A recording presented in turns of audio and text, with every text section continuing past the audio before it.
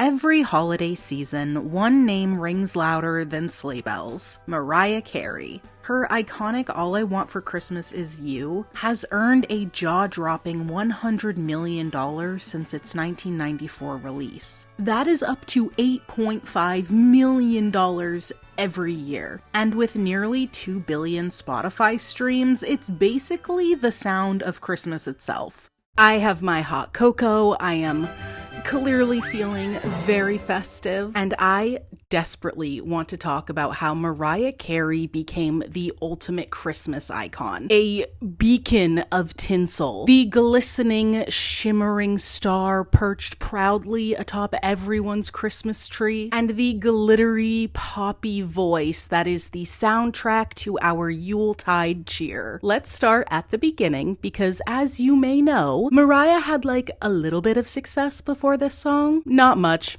No big deal, just a super mega pop star. Mariah's story starts in Huntington, New York, where she was born on March 27th, 1969. Sidebar, and I'm gonna preface this by saying if you eye roll your eyeballs to high heavens, that's totally fair. But I have to share this piece of information. Mariah Carey and I have a creepily similar astrological chart. I know that was the key word. Bye.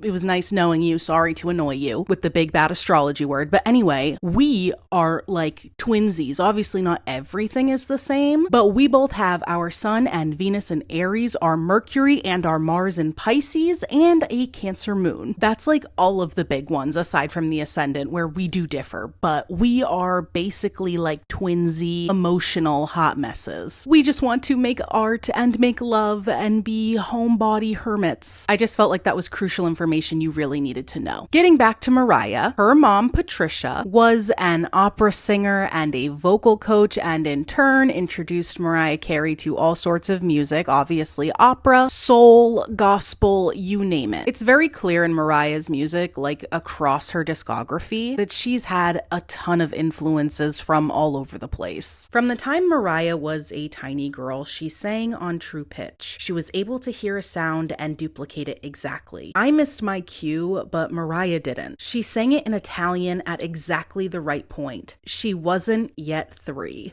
All of this sounds wonderful and romanticized and picturesque, but Mariah has shared that growing up wasn't exactly a fairy tale. Said Mariah she was a scared little girl. Why was she so scared? There was a lot of unrest in my household, if there was a household, and I had difficulty with having come from such a dysfunctional family. I needed to kind of heal myself and heal that inner child that I tried to keep alive through all of the dysfunction and mess. You wrote very poignantly about the fact that your childhood was messy, that it was not far from perfect. Yeah. And that in many ways, what you want to give to your kids and to your fans is this perfect, magical Christmas. Yeah, that's true.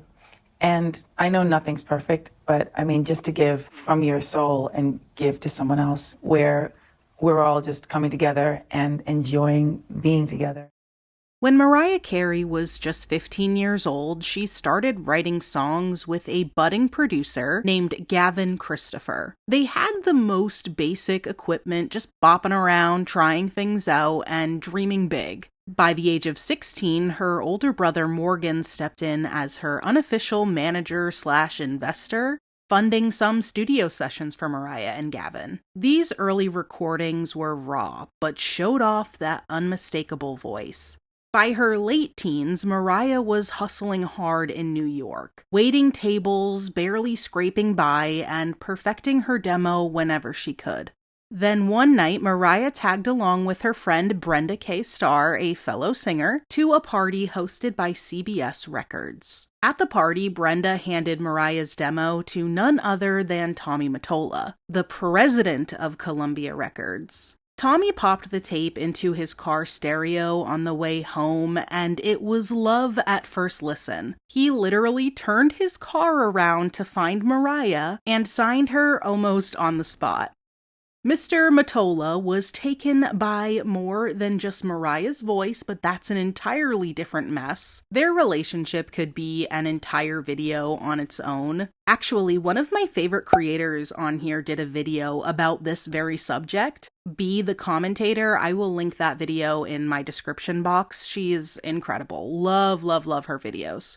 By 1990, Mariah Carey was ready to make her grand debut. Her self-titled album hit the shelves and completely changed the game. With powerhouse singles like Vision of Love, Love Takes Time, Someday, and I Don't Wanna Cry, Mariah didn't just make a splash in the music world. She dominated. All of those songs shot straight to #1 on the Billboard charts, making Mariah the first artist since the Jackson 5 to pull off such an incredible feat with their debut singles.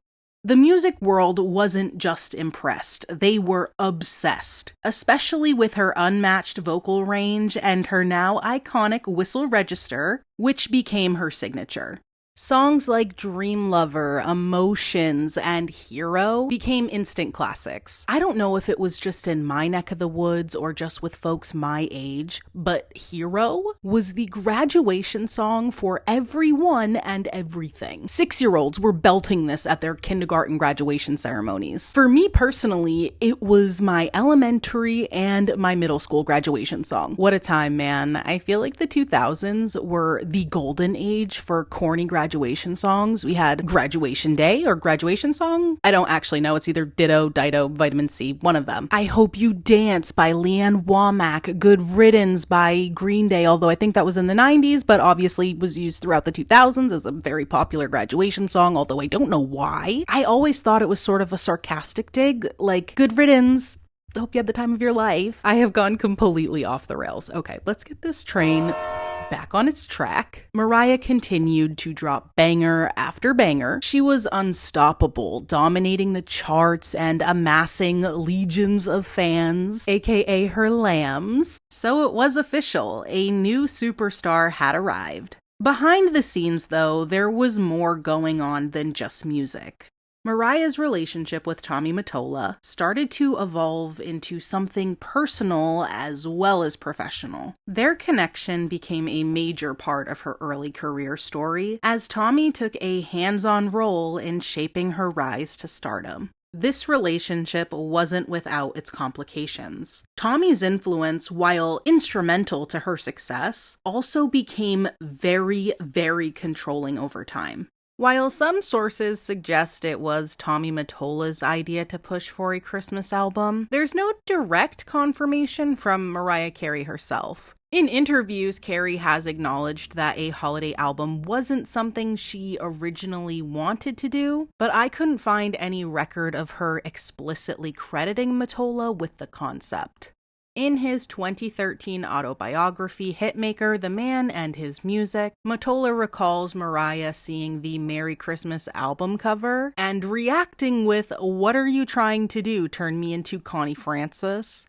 At the time, creating holiday-themed music was seen as a risk for a rising star like Mariah, with Christmas albums often perceived as a move for artists whose peak had passed. For Mariah, whose career was just starting to take off, the idea wasn't immediately appealing. In 1990, all the world saw was a fresh-faced artist with an unbelievable voice, standing at the dawn of a career that would become the stuff of legend. I was like, are you sure? It's pretty early in my career to be doing a Christmas album. And everybody was like, yes, it'll be great, la la la. But never did I expect this song to do what it's done. And just because I love Christmas, the secret, they're like, what's the secret with the holiday? And I was like, well, I love Christmas more than anyone, and I could have been an elf. Regardless of whose idea it was or what Mariah originally thought of the idea, she was now fully on board with the Christmas album. And once she was sold on the idea, she fully immersed herself in the project. The album was recorded in the summer, so she had the studio decked out in Christmas lights. She threw on It's a Wonderful Life and reflected on the Christmases from her childhood to really set the merry mood. I put on It's a Wonderful Life life. I was up in a little tiny bedroom upstate New York with a Casio keyboard, a little keyboard, and just started thinking about like, what are my favorite Christmas things? What did I love? What are the things I wished I could have had as a kid for Christmas? And like my Christmases weren't great as a little kid. And my mom really tried, but there were some other forces that just weren't great. And so we dealt with it. But like, I was just like, how do I do this? Because I've always loved Christmas so much. She teamed up with Walter Afanasieff, I'm so sorry if I'm mispronouncing that, I'll put the name right here, to create this album, which was a mix of both classic carols and original songs. And one of those original songs was a little known underground bop called All I Want for Christmas Is You. Mariah claims that she wrote this song with Walter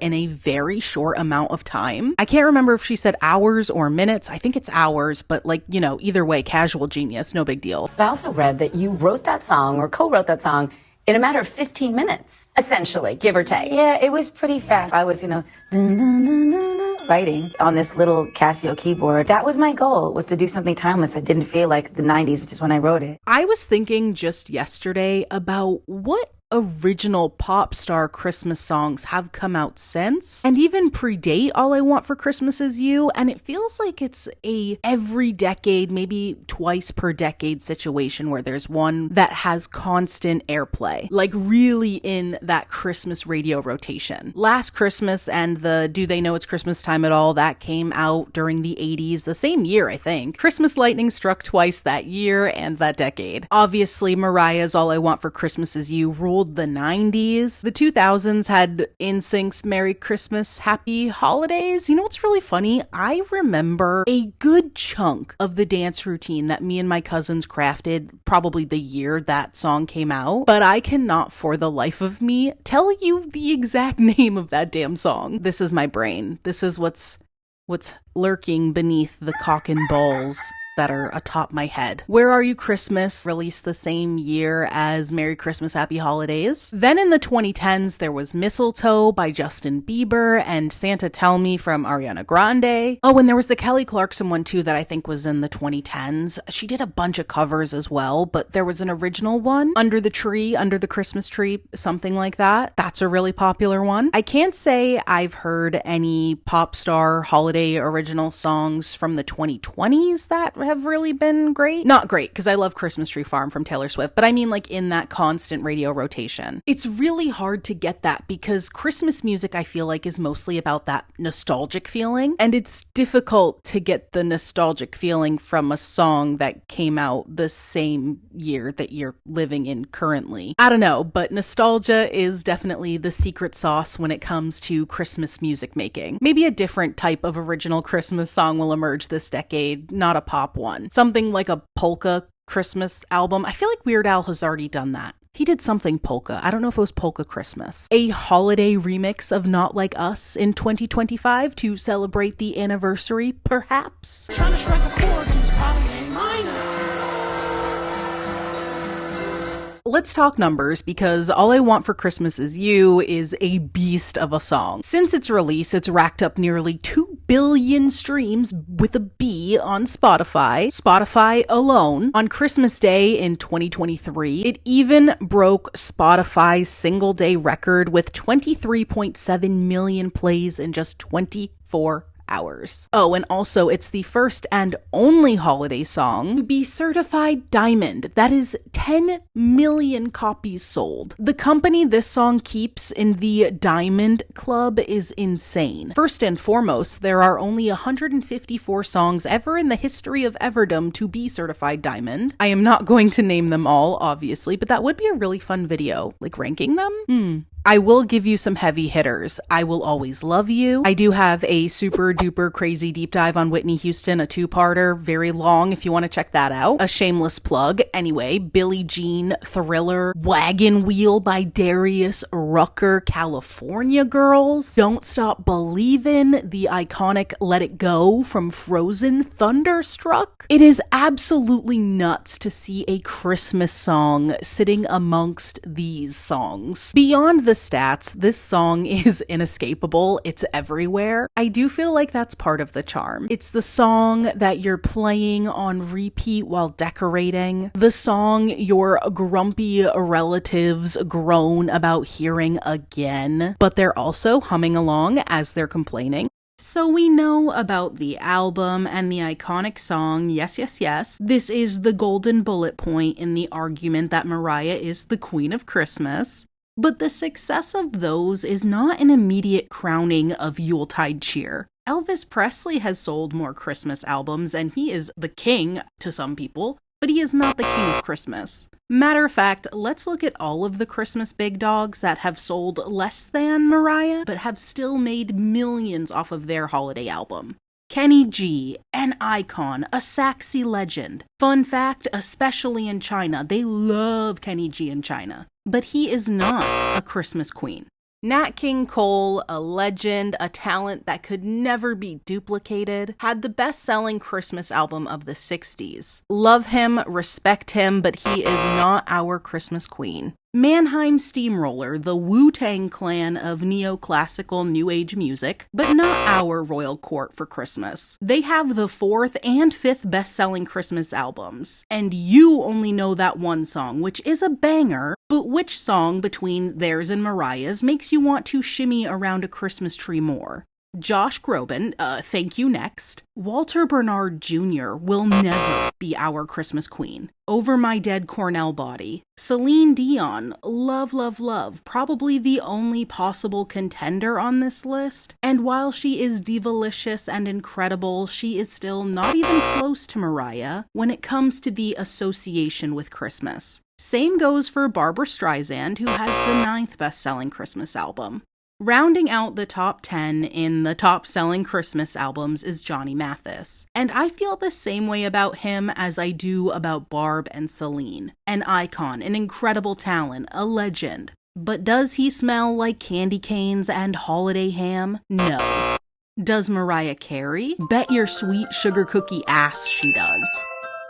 What I am trying to say is that it takes more than a hit song and a great album in this day and age to be dubbed the queen of the most popular holiday in the United States. Mariah's great music was the foundation for the North Polian Empire she then went on to build. And what's even more impressive is she continued to keep that empire strong and relevant through different decades, different styles, and major changes in the way we consume music. Over the years, she's taken her holiday magic to new heights, proving her title isn't just about that one iconic song, but a carefully built Christmas empire that spans performances, fashion, pop culture, and an unparalleled connection with her audience. Starting in the 2000s, that's that foundational layer. She very smartly re-released All I Want for Christmas Is You. I might be getting these mixed up a tad, I'm so sorry, but there are a gazillion versions of this song happening. There was a So So Def remix in 2000 featuring Jermaine Dupri and Lil Bow Wow, giving the song a hip-hop spin, and whether it was for this remix or not, there was an animated video, and it's so much fun. The cartoon design in the video is very similar to the Proud Family. This was a really smart move for Mariah because it was a fresh take on the track with two artists that were very popular with the youth at the time, and the cartoon music video also attracted younger viewers. Live performances during this era, like her appearances on the Walt Disney World Christmas Day Parade, gave her fans a visual spectacle to accompany the song. By the 2010s, Mariah doubled down and turned her Christmas legacy into an annual tradition. Her All I Want for Christmas Is You concerts became the must-see event of the holiday season. Just like in the last decade, these were full-blown Christmas experiences, complete with glittering costumes, elaborate sets, and that voice that can practically make snow fall. She also gave us an extra festive version of the song on her 2010 album, Merry Christmas to You, which was a re-release, and then she teamed up with Justin Bieber in 2011 for a duet called All I Want for Christmas Is You. Super festive. I love Justin and I love Mariah, both crazy, otherworldly talented, but this video, this remix situation was not it. This was such a weird duet, and the video was even weirder. It felt like a big commercial, and the dancing. Can we even call them dance moves? The things that they made Justin do? The little hand rub, cool guy shit? Jail. Y'all are going to jail! Period! We know Justin can give us Step Up 1, 2, and 3D. The boy can dance. Yet they choreographed him to look like modern-day thirst trap TikTok boys. Mariah's annual holiday concert residency at the Beacon Theater, starting in 2014, turned the song into a live event centerpiece. The following year, she released a children's book, and in 2017, an animated movie, Mariah Carey's All I Want for Christmas Is You, which was based on the children's book. Also in 2015, she performed in the Macy's Thanksgiving Day Parade. I was actually really surprised there weren't more appearances from Mariah. From what I have read, she only performed in 2015 and in 2022. By 2019, the album was celebrating its 25th anniversary with a deluxe album re-release, a sparkling new music video by Joseph Kahn, and finally hitting #1 on the Billboard Hot 100, thanks to its domination on streaming platforms. There were also countless pop culture appearances throughout the 2010s. Mariah was really making sure her anthem was etched into your earballs. And at the very end of the decade, also in 2019, Mariah debuted the It's Time meme, starting an annual tradition where she transitions from Halloween to Christmas at midnight on November 1st, declaring it's time. This was incredible, and in my opinion, the best thing she has done when it comes to this song, and really cemented her Christmas queen status. She leaned into the joke, and I think that is so vital in this day and age. Celebrities, and anyone really, just need to embrace the meme. Learn to laugh at yourself. In my opinion, this makes Mariah a million times more likable. And again, just my opinion, but I feel like it makes her song that many may have thought was an annoying earworm into something fun. She knows it's everywhere and borderline obnoxious. Instead of shying away from that truth, she embraced it and made the ever-presence of the song a part of the lore. Mariah has now fully embraced the digital age and younger audiences, creating holiday spectacles like Mariah Carey's Magical Christmas Special on Apple TV+, and she cannot truly reign as the Queen of Christmas without fully embodying the most important part of the holiday: capitalism. Mariah has released Christmas decor this year that you can find on Amazon. It's all marked with MCs and is exorbitantly priced. I would expect nothing less, but it's cute stuff and a great idea, honestly. Mariah is currently on her Christmas time tour, killing it there. There's also a holiday Mariah Barbie doll. It seems like every decade, every year really, she steps up her Christmas game, finding new ways to keep herself the one and only Queen of Christmas.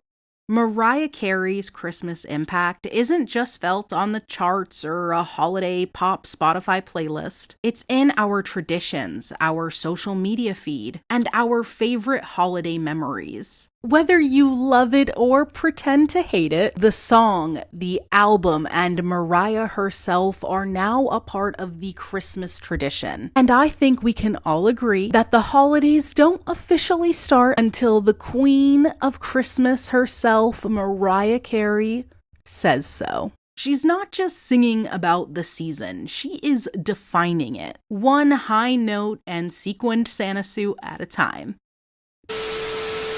What is this? I'm doing like Shakespeare. I don't know how anyone can take me seriously. Like with this angle, And the braid. Oh, how am I just now? This is extremely phallic. This is a cock and balls. That. Okay. Yeah, we're just gonna shake it 3 times. You're playing with yourself. Now I'm just mortified. I have a cock and balls tied to my head with a Poland Springs water bottle acting as Viagra.